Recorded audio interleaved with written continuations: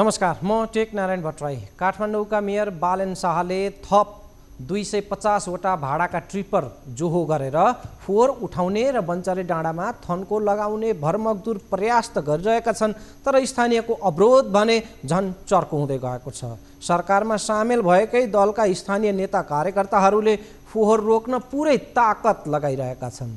सयौंको प्रहरी त्यहाँ परिचालन गरिएको छ र झडपहरू भइरहेका छन् र यही बीचमा हिजो र आज केही ट्रक फोहोर त त्यहाँ खसालियो, तर थुप्रै गाडीहरू बाटोमै अलपत्र छन् फोहोर बोकेका। बाक्लो सङ्ख्याका प्रहरी र स्थानीय बीच त्यहाँ झडप चलिरहेको स्थिति छ। हिजो र आज डाँडाबाट ढुङ्गा र गुलेली वर्षाउने गरेका छन् स्थानीयले प्रहरीमाथि। फोहोर उठाउने प्रयत्नका पछिल्ला अपडेट के छन्, यो चासोको विषय छ, त्यसमा हामी जानेछौँ। आजका अन्य प्रमुख प्रसङ्गमा जानु अघि एउटा पुरानो प्रसङ्गको निपटारा लागेको सूचित गर्नुपर्ने भएको छ। आज म यहीँबाट थाल्दैछु। दर्शकबिन हेर्नुहोस् है, तिमी सीसीटीभीमा अब कचकच नगर, अर्थमन्त्री जनार्दन शर्मालाई स्वीकार गर। हामी एम अधिकारीमा कचकच गर्दैनौँ र गभर्नर महाप्रसाद अधिकारीलाई उसै गरी हामी पनि स्वीकार गर्छौँ। नेकपा एमाले र माओवादी केन्द्र बीचको यो अघोषित सहमति हो। एकले अर्थमन्त्रीमा कचकच नगर्ने, अर्कोले यम अधिकारीमा कचकच नगर्ने। त्यसैले त हिजो आइतबारको संसद बैठकमा पुनः नियुक्त अर्थमन्त्री जनार्दन शर्मालाई एमाले स्वीकार गर्यो। अर्थमन्त्रीले रोस्टम प्रयोग गर्दा एमाले बैठक हल यसअघि छाड्थ्यो, तर अब एमाले संसदमा प्रक्रियामा सहभागी भएर अर्थमन्त्रीलाई स्वीकार गर्न थालेको छ। संसदीय समितिले अर्थमन्त्रीलाई लागेको आरोप पुष्टि गर्ने आधार नभेटिएको प्रतिवेदन दिएको थियो। सत्तापक्षले बहुमत देखाएर अर्थमन्त्रीलाई चोख्याएको भन्दै उक्त प्रतिवेदनमा एमाले सांसदहरूले फरक मत राखे। एमाले अध्यक्ष केपी शर्मा ओलीले छानबिनको नाटक रचेर अर्थमन्त्रीलाई चोख्याइएको टिप्पणी गरेका थिए। राजनीतिमा भित्र सहमति भए पनि बाहिर देखाउनका लागि केही समय नाटकीय विरोध जस्तो गरिन्छ। अब त त्यो नाटकीय विरोध वा भन्नुहोस् कुलिङ पिरियड पनि सकियो र सीसीटीभी र एम अधिकारीको मिलन बिन्दु कार्यान्वयनमै आइपुगेको छ। आइतबार अर्थमन्त्री जनार्दन शर्माले बिमा विधेयकमाथि छलफल गरियोस् भन्ने प्रस्ताव टेबल गरे। एमाले सांसदहरूको समेत बैठकमा बहुमतले त्यो स्वीकृत भयो। एमाले सांसद पनि छलफलमा सहभागी भए। संसदमा एमाले सहज रूपमा प्रस्तुत भएको यो दृश्य सीसीटीभी र एम अधिकारीको अघोषित भद्र सहमतिको परिणाम मान्न सकिन्छ। सीसीटीभी र एम अधिकारीको यो फ्युजन हो। एमाले अध्यक्ष ओलीको यो अभिव्यक्ति जुन निकै चर्चामा थियो यस अगाडि, अब यसको म्याद सकिएको छ। आज हामी यो सुनेपछि प्रमुख महत्त्वका अर्का विषयहरूमा जानेछौँ। यो सुनौ। गोरु नाङ्गो देख्दा मलाई लाज लाग्दैन, तर यसपल्ट त गोरु पनि लजाउने खालको काम सरकारले, गोरु आफै लजाउने काम। भ्रष्टाचारको केस लागेको छ। छानबिन समिति आफ्नै बहुमत राखेर बनाएको छ, छानबिन गर्न दिएकै छैन, छानबिन भएकै छैन, कल डिटेल्स हटाएको छ। अनि सीसीटीभीको रेकर्ड मेटाइएको छ। रिभाइभ गर्दा देखिँदैन, बुझिँदैन। अनि सफाइ पायो कि सफाइ पायो, कहाँबाट सफाइ पायो? कत्रो दम्ब! जे गरे पनि हुन्छ, हामीसँग बहुमत छ, जे गरे पनि हुन्छ। लाज शरम किन मान्ने, कसैलाई किन टेर्ने, लोक लाज किन मान्ने? काङ्ग्रेसको भने हो। फुटेज किन देखाउने, कल डिटेल्स किन हेर्ने? चुनावी दाउपेचमा कतै आगामी दिनमा यम अधिकारी र सीसीटीभीको प्रसङ्ग उठ्नेछ, किनभने चुनावमा आरोप प्रत्यारोप पुराना पनि खोतलेर प्रस्तुत गरिन्छ। यी त ताजा भए, नत्र वैधानिक हिसाबले अबका लागि सीसीटीभी र एम अधिकारीको फ्युजन भएको छ। अर्को प्रसङ्ग छ नेताहरूको सम्पत्ति विवरण सार्वजनिक गर्ने ढोङ र महँगो बन्दै गएको चुनावबारे। दर्शकवृन्द, सम्पत्ति शुद्धिकरणको डर ठुला दलका सबैजसो ठुला नेताहरूलाई खास गरी छ। एमाले र काङ्ग्रेसले त हालैका दिनमा पालै-पालो त्यो डरको पुष्टि नै गरे। सम्पत्ति जाँच्ने शुद्धिकरण आयोगलाई नै आफ्नो कब्जामा राखेपछि, आफ्नो मातहत राखिसकेपछि हाई सन्चो, अवैध धनको डर अब बाँकी रहेन। प्रधानमन्त्री हुँदा केपी शर्मा ओलीले राष्ट्रिय अनुसन्धान आयोग र सम्पत्ति शुद्धिकरण आयोग आफू मातहत ल्याए। कुनियत साँधेर ओलीले आफूमा शक्ति केन्द्रित गर्दैछन् भन्दै काङ्ग्रेस त्यो बेला विरोधमा उत्रियो। ओली हटेर प्रधानमन्त्री बने शेरबहादुर देउवा, तर उनले ती दुई आयोग प्रधानमन्त्री मातहतमै राखिरहे। ओलीको विरोध गरेको काङ्ग्रेसले आफू सरकारमा हुँदा त्यो निर्णय उल्ट्याएन, बरु थपक्क त्यसलाई सकार्यो। किनकि एमालेलाई जस्तै डर काङ्ग्रेसलाई पनि छ। माओवादी अध्यक्ष प्रचण्ड सत्तामा पुगेछन् भने पनि उनी आफूमा पनि शक्ति केन्द्रित गर्ने र बदमासीबाट बच्ने जुक्तिमै लाग्नेछन्, किनभने यो आम चरित्र जस्तो छ। किनकि राजनीतिमा दल नेता अन्तर होला, तर चरित्रमा अन्तर छैन। यो प्रसङ्ग जोड्नुको अर्थ सन्दर्भ के हो भने नेताको सम्पत्ति विवरण हो।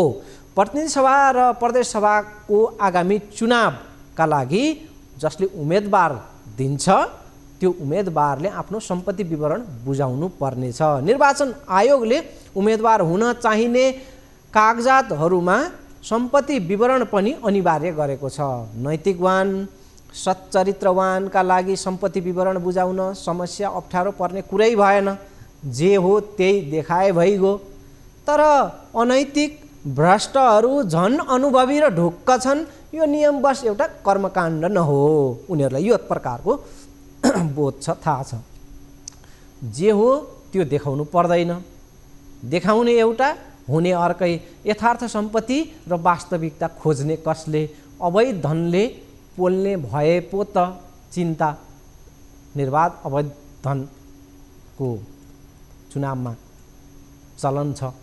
सम्पत्ति विवरण बुझाउने नियम नेपालमा बस एउटा ढोङ जस्तै बनेको छ। उम्मेदवारले देखाएको सम्पत्तिभन्दा बढी उसले चुनावमा खर्च गरेको हुन्छ, न त उसले सार्वजनिक गरेको सम्पत्तिमा जाँचबुझ हुन्छ, न त उसले चुनावमा गरेको खर्चमा कतै प्रश्न उठ्छ।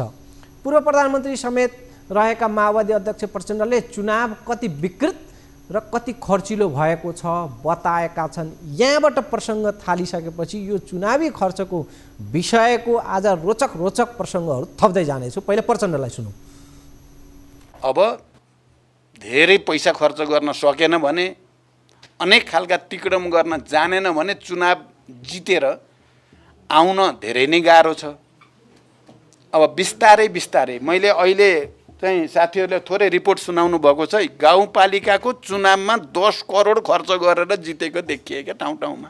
10 करोड, बाफ्रे। एउटा गाउँपालिकाको अध्यक्ष 10 करोड खर्च गर्ने भनेपछि प्रदेश र सङ्घको चुनावमा त उनीहरूले 50 करोड खर्च गर्ने भयो, अरबतिर जाने भयो भने श्रमजीवी जनताले अब क्रान्तिकारीहरूले चुनाव लडेर जितेर आउने भने त सपना जस्तो हुने भयो। आउने को भए दलाल पुँजीपतिहरू आउने भए, नोकरसाह पुँजीपतिहरू आउने भए, भ्रष्टहरू आउने भए। पक्नुहोस्, अझ अर्को अंश छ यहाँनिर। नेपाली काङ्ग्रेसका नेता डाक्टर शशाङ्क कोइरालाले आफू पहिलो चुनावमा उठ्दा 80,000, दोस्रोमा उठ्दा 3 करोड र तेस्रोमा उठ्दा 6 करोड चुनावमा खर्च भएको खुलस्त भाषणमा बताएका थिए, सार्वजनिक अभिव्यक्तिमा। नवलपुर 1बाट तेस्रो पटक चुनाव जित्दाखेरि गएको 74 सालको चुनावमा 6 करोड खर्च लागेको उनले बताएका थिए। शशाङ्क कोइरालालाई पनि सुनिहालौँ। मैले 3 चोटि नवलपरासी क्षेत्र नम्बर 1 गैँडाकोट जसको हो त्यहाँबाट 3 चोटि मैले जितेँ। पहिलो चुनावमा मेरो खर्च 80,000 रुपियाँ थियो।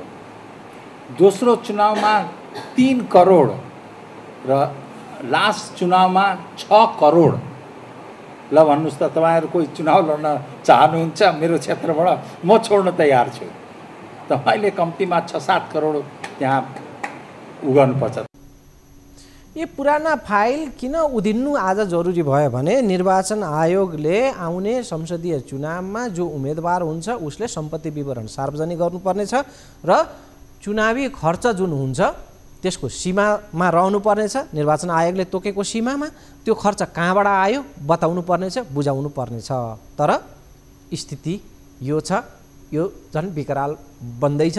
आउने चुनावमा अझ के हाल हुने हो, त्यो खर्चको सीमाको रेकर्ड तोड अरू नयाँ रेकर्ड प्रचण्डजीले भने जस्तो अर्बमा चुनावी खर्चको स्थिति बनेको छ। एउटा नेताले यति विघ्न खर्च गरेर किन चुनाव लड्छ? किनकि उसलाई थाहा छ कि मैले जितेर यो लगानी असुल गर्नेछु। ऊ जितेर ठाउँमा पुग्छ, शक्तिमा पुग्छ, पदमा पुग्छ, अनि आफ्नो खर्च पुर्ताल गर्ने, भरपाई निकाल्ने मात्रै गर्दैन, पुर्ताल त उसले गर्छ नै, अर्को चुनावका लागि समेत जोहो गर्न ऊ कसिन्छ। नेताहरू एउटा चुनावदेखि अर्को चुनावसम्म मात्रै सोच्दै आएका छन् भन्ने त यी उदाहरणहरू। मुख्य टार्गेट चुनावको। आज एमाले वरिष्ठ उपाध्यक्ष ईश्वर पोखरेलले बडा प्रष्ट भन्दै थिए, चुनाव भनेको लडाइँ हो, लडाइँमा त जित्नै पर्छ, ध्येय जित्ने, जो जित्छ उसलाई टिकट दिनुपर्छ, जित्नेले मात्रै टिकट पाउँछ, योग्यता केवल जित्ने। हिजो दया गरेर टिकट बाँडियो, त्यस कारणले पनि एमालेले क्षति बेहोर्नु पर्यो। दयाले अब टिकट बाँडिने छैन, अब त्यो गल्ती गर्दैनौँ। उनले स्थानीय चुनावको नतिजाको पनि लेखाजोखा सुनाए। प्रमुख प्रतिपक्षीको चुनावी रणनीतिको एक अंश पनि यसमा मिसिएको छ, यो पनि सुन्नेछौँ। अनि आज सुन्नेछौँ प्रधानमन्त्री शेरबहादुर देउवादेखि प्रचण्डको चुनावी दाउ, पहिले प्रमुख प्रतिपक्षीबाट ईश्वर पोखरेलबाट। टिकटै बेलामा नपुग्ने खतरा भयो, जित्नुपर्ने मान्छे भन्दा पनि उहाँले साह्रै दुःख पाउनु भएको छ, दुःख पाएको मान्छेलाई दिने भयो, उद्धार गरे हो र चुनाव भनेको लडाइँमा त जित्नु पर्यो नि, जित्ने उम्मेदवार को हो उसलाई जित्छौँ, यो त जित्न पो लडाइँ गरेको त यो उद्धार गर्नको लागि दुःख पाउनुभयो भनेर यसो पोस्टर छपाइदिनको लागि गरे त होइन नि। एमालेलाई त्यस बेला के भनियो, एमालेलाई भित्तामा टसाइदिने, टर्च बालेर खोज्नुपर्ने, धुलोमा मिलाइदिने भने हो कि होइन? सबै मिलेका हुन् कि होइनन्? हँसिया हतौडावालाले रुखमा छाप हानेको हो कि होइन? रुखवालाले हँसिया हतौडामा भोट हालेको हो कि होइन? सारा गरे कलमवालाले रुखमा भोट हालेको हो कि होइन? यस्तो तमासा समेत भयो। एमालेको विरुद्धमा यस्तो कुरा गरे, तर एमालेले सर्वाधिक लोकप्रिय मत प्राप्त गरेर पहिलो पार्टी बन्यो। पहिलो पार्टी एमाले। सिट त आएन नि कमरेड भन्नु होला, हो सिट नआएको। तपाईँहरूले कतिको हिसाब निकाल्नु भएको छ? 2 मतदेखि 500 मतको अन्तरले हामी 80 सिट हारेका छौँ। 2 मतदेखि 500 मतको अन्तरले 80 सिट हारेका छौँ। हाम्रो रियलाइजेसन के हो भने उम्मेदवारीको सन्दर्भमा हाम्रो व्यवस्थापकीय कमजोरी काफी भयो। उम्मेदवारीको सन्दर्भमा व्यवस्थापकीय कमजोरी भन्ने बित्तिकै धेरै कुरा बुझिहाल्नु हो तपाईँहरूले। निर्णय गर्न ढिलो भयो, सिफारिस गर्न ढिलो भयो, टिकट पुर्याउन ढिलो भयो, अनेक भयो नि। पार्टी परिचालन अलमलियो, अनि चुनाव लडेको हो कि मान्छे मात्रै लड्या हो, के भयो जस्तो भयो, धेरै खालका कुराहरू भए। चुनावमा बढ्दो विकृति र हाम्रो राजनीतिक नेतृत्वको चरित्र प्रस्तुत गर्नका लागि सन्दर्भ सामग्री हामीले यहाँहरूलाई देखाएका छौँ। यहाँहरू अन्दाज लगाउन सक्नुहुन्छ राजनीति र चुनाव कुन प्रकारले अघि बढ्दैछ। आज प्रधानमन्त्री एवं नेपाली काङ्ग्रेसका सभापति शेरबहादुर देउवाले आगामी चुनावमा काङ्ग्रेसलाई पहिलो पार्टी बनाउने गरी खटिनका लागि कार्यकर्ता पङ्क्तिलाई निर्देशन दिएका छन्। काङ्ग्रेसको ध्यान आगामी चुनावमा केन्द्रित गर्न भन्दै पहिलो दल बन्ने मिसन फत्ते गर्न पार्टी पङ्क्तिलाई देउवाको निर्देशन थियो। प्रधानमन्त्री देउवा भन्दै थिए देशको मालिक जनता नै हुन्। अब त मालिक जनता नै हुने भए, किनभने चुनाव आउँदैछ। चुनावका बेला जनतालाई मालिक देख्ने होड अब सुरु भएको छ। प्रचण्डको आजको चुनावी बाचामा पनि त्यो प्रसङ्ग हामी एकछिनमा जान्छौँ। पहिले प्रधानमन्त्रीलाई सुन्नेछौँ। प्रधानमन्त्री देउवाले गठबन्धन अनिवार्य आवश्यकता बनेको भन्दै गठबन्धन छँदैछ, चुनाव जितिहालिन्छ भनेर ढुक्क नहुन पनि अगाहा गरेका छन् र भनेका छन् अब जनताको दिल जित्नुपर्छ। अब यसअगाडि जे भयो कैफियत भुलचुक लिने दिने, अब जनताको दिल जित्नुपर्छ, काङ्ग्रेसलाई पहिलो पार्टी बनाउनुपर्छ। लाग्यो चुनाव, नेताहरू चुनावी बल्छी थाप्न उद्यत छन्। प्रचण्डको बल्छीमा जानु अघि यो संक्षेपमा प्रधानमन्त्री अंश सुनौँ। 74 सालमा हामी एक्लै चुनाव लड्नुपर्ने स्थिति थियो। हामीले राम्रै मत प्रतिशत ल्याउँदा समेत विपक्षी गठबन्धनबाट हामी पराजित भएका थियौँ। यसपालि हाम्रो गठबन्धनको सरकारमा छौँ। गठबन्धन गरेर नै स्थानीय तहको निर्वाचन हासिल गरिएको सफलता हासिल गर्ने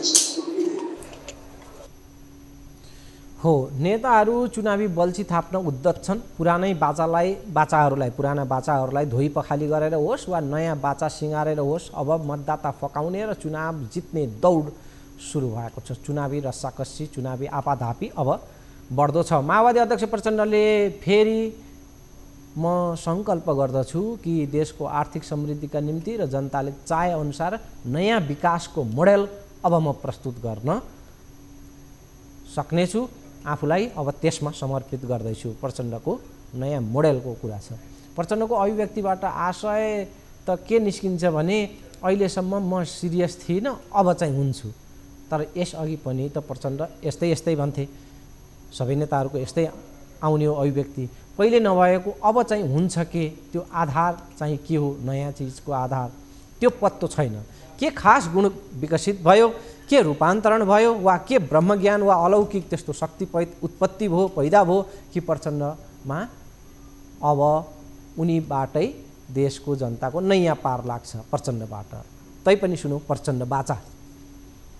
मैले गर्ने सङ्कल्प पनि अब एकचोटि फेरि देशको आर्थिक समृद्धिको निम्ति नेपाली जनताले चाहे अनुसार विकासको एउटा नयाँ मोडेलको विकास गर्नकै निम्ति आफूलाई समर्पित गर्ने मैले प्रतिबद्धता व्यक्त गर्दै आएको छु।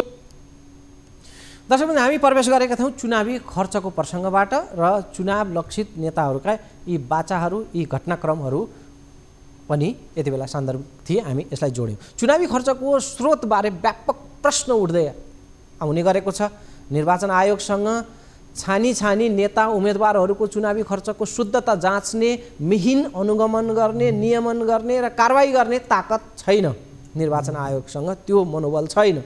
तैपनि आयोगले आफ्नो कर्मकाण्ड त पुरा गर्नै पर्ने हुन्छ। उम्मेदवारहरूले आयोगले तोकेको खर्चको दायरामा रहनुपर्ने र खर्च कहाँबाट आएको हो त्यसको स्रोत पनि बताउनु पर्ने थप किटान गरेको छ निर्वाचन आयोगले। निर्वाचन आयोगले गर्न सक्ने जम्मा जम्मी यति नै हो। आयोगलाई थाहा छ कि चुनावी खर्चमा गर्न सकिने योभन्दा अरू केही छैन। सक्ने भनेको सीमा, खर्चको सीमा तोक्नु मात्रै त हो। नाक्छौ भन्ने त थाहै छ सीमा, तैपनि सुनिराख यो सीमा भनेर निर्वाचन आयोगले यसरी आफ्नो अग्रिम दायित्व चाहिँ फत्ते गरेको छ। यो सुनौ।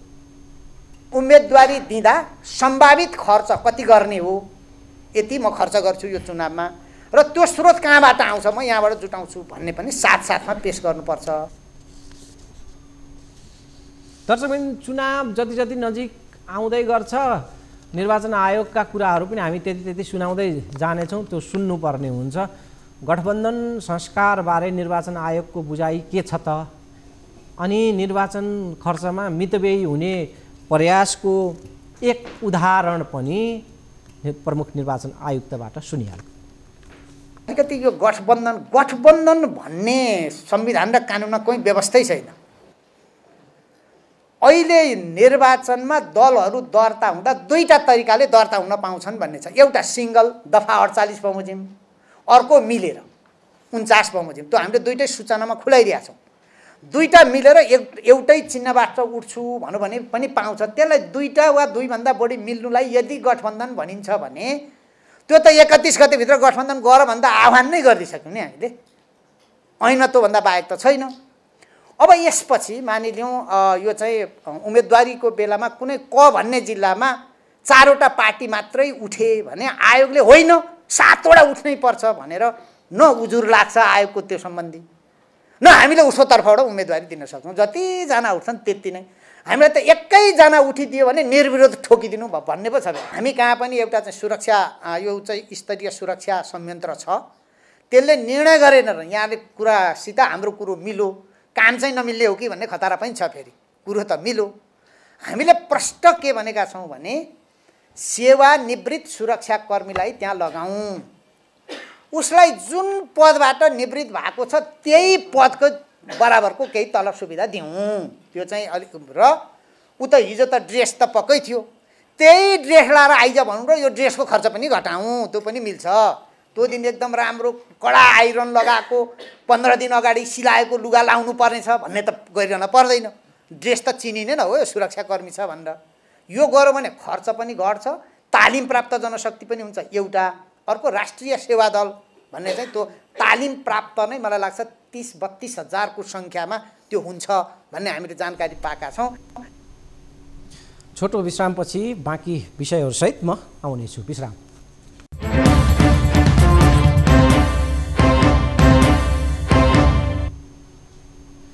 विश्रामपछि स्वागत छ। काठमाडौँबाट फोहोर बोकेर गएका केही गाडी स्थानीयको अवरोधलाई छिचोल्दै मुस्किलले बन्चरे डाँडा पुगेका छन्।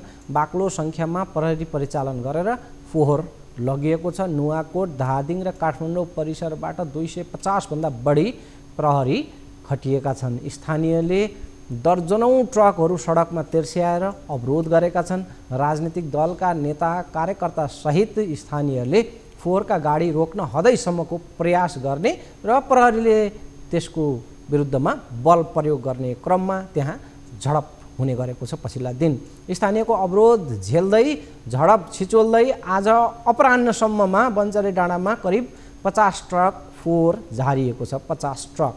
हिजो आइतबार जम्मा 25 वटा ट्रकका फोहोरका गाडीहरू त्यहाँ पुगे र फोहोर फाले। 25 गाडी हिजो, आज 50। काठमाडौँ महानगरले नेपाल ट्रिपर व्यवसायी सङ्घसँग 250 वटा ट्रिपर भाडामा लिएर डिजेल र चालक भत्ता दिने गरी सक्दो छिटो फोहोर उठाउने प्रबन्ध गरिरहेको छ। तर अवरोधका कारण फोहोर विसर्जन धमाधम हुन सकिरहेको छैन। हिजो आइतबार धादिङको धुनीबेसी नगरपालिकाका नेपाली काङ्ग्रेस, नेकपा माओवादी केन्द्र र एकीकृत समाजवादी पार्टीका नेताहरूले बकाइदा संयुक्त विज्ञप्ति जारी गरेर बन्चरे डाँडामा फोहोर फाल्न नदिने घोषणा गरेका थिए। दलको स्थानीय नेताहरूको विज्ञप्ति नै आयो। गठबन्धन सरकारमै संलग्न 3 दलको विज्ञप्ति, त्यसमा नेकपा एमाले र राप्रपाका स्थानीय नेताको समेत साथ भन्दा सर्वदलीय साथ त्यहाँ छ। समस्या समाधानमा भूमिका खेल्नुपर्ने राजनीतिक दलहरू नै फोहोरमा अवरोधक भनेको भन्दै व्यापक विरोध भइरहेको छ। त्यो सत्ताधारी 3 दलको विज्ञप्ति पहिले चर्चामा छ। फोहोर बोक्ने गाडी र अन्य उपकरणहरू समेत तोडफोड गर्नेहरूको पनि प्रहरीले खोजी र धरपकड गरिरहेको छ। प्रहरी बल प्रयोगमा उत्रिएपछि स्थानीयको दिनचर्या नै त्यहाँ खलबलिएको स्थिति छ। प्रहरीले फोहोर बोक्नेहरू को हुन्, फोहोरका गाडीहरू रोक्नेहरू को हुन् भन्दै घर घरमा पसेर खोज्न थालेपछि खास गरी स्थानीय युवाहरूको भागाभाग चलेको छ। आक्रोशित स्थानीयले डाँडाबाट ढुङ्गा र गुलेली वर्षाउने गरेका छन्। फोहोरको स्थिति यो छ। फोहोर निर्वाध उठ्न सकिरहेको छैन। काठमाडौँमा फोहोरको डङ्गुरले सडकहरू छोपिएका छन्। दुर्गन्धको स्थिति छ। अब अन्तिममा अर्को एउटा प्रसङ्ग छ। राष्ट्रपति भवन शीतल निवास अगाडि आफ्नै शरीरमा पेट्रोल छर्केर आत्मदाह प्रयास गरेकी निहारिका राजपूतलाई आज कानुन मन्त्री गोविन्द बन्दीले भेटेका छन्। निहारिका 11 दिनदेखि आमरण अनसनमा छन्। अनसनकै बीचमा उनी महाराजगञ्ज स्थित राष्ट्रपति कार्यालय अगाडि आत्मदाहमा उत्रिएकी थिइन् र त्यसपछि अहिले उनी महाराजगञ्ज त्यही नजिकैको टिचिङ अस्पतालमा, शिक्षण अस्पतालमा पुगेर अहिले उनको उपचार त्यहाँ चलिरहेको छ र त्यही आज कानुन मन्त्रीले पुगेर उनलाई भेटे र उनका मागहरू पुरा गर्न सरकार संवेदनशील रहेको भन्दै अनसन तोड्नका लागि उनले आग्रह पनि गरेका छन्। बच्चा र आरोपीको उसको पिता दाबी गरिएका व्यक्तिको DNA जाँच गराउन पहल लिने मन्त्रीको वचन छ। तर निहारिका भने DNA जाँचको आफ्नो माग पहिले पुरा भइसकेपछि मात्रै अनसन तोड्ने अडानमा छिन्। आरोपी शिवराज श्रेष्ठले न्युज 24 मा हिजो प्रसारित सिधा कुरा जनतासँगमा भनेका छन्, बच्चा मेरो होइन, म DNA जाँच गर्न तयार छु उनले चुनौती दिएका छन् डिएनए जाँचको लागि आफू तयार भएको भन्दै। मन्त्री बन्दीले निहारिका भेटेपछि दिएको यो प्रतिक्रिया सुनौँ। निहारिकाजीलाई अन्याय भयो भनेर नेपाल सरकारले पुनरावेदन त्यहाँ उच्च सरकारी वकिलको कार्यालयबाट पुनरावेदन गरिसकेको छ उच्च अदालतमा र उच्च अदालतले यो विषयमा झगडिया झिकाउ भन्छ अदालती भाषामा विपक्षीलाई अथवा जसलाई सफाई पाउनु भएको थियो उहाँलाई चाहिँ झिकाउँदाखेरि के भन्यो भने तल जिल्ला आयोगले गरेको मुद्दा चाहिँ जुन फैसला गर्यो त्यो फैसला चाहिँ नमिलेको हैन यो फैसलामा चाहिँ नमिलेकोले दुवै पक्षलाई छलफल गराउने भनेको छ। त्यो त्यही दिन चाहिँ यो आदेश वास्तवमा गर्न मिल्दैन थियो। अब चाहिँ सरकारले हामीले उहाँलाई के आश्वस्त गर्यौँ भने डिएनए टेस्टको लागि अब आउने पेशीमा सरकारले निकै तयारी गरेर चाहिँ प्रस्तुत गर्छ र उहाँलाई इन्साफ दिलाउनुको लागि उच्च अदालतमा कोसिस गर्छ। त्यसैले उहाँले चाहिँ अनसनमा बस्नु नबस्न हामीले आग्रह गरेका छौँ र म सोचेर जवाफ दिन्छु। निहारिकालाई न्याय दिलाउनुको लागि सरकारले भरमजदुर कोसिस गर्छ। हस् त बिदा हुन्छु। नमस्कार।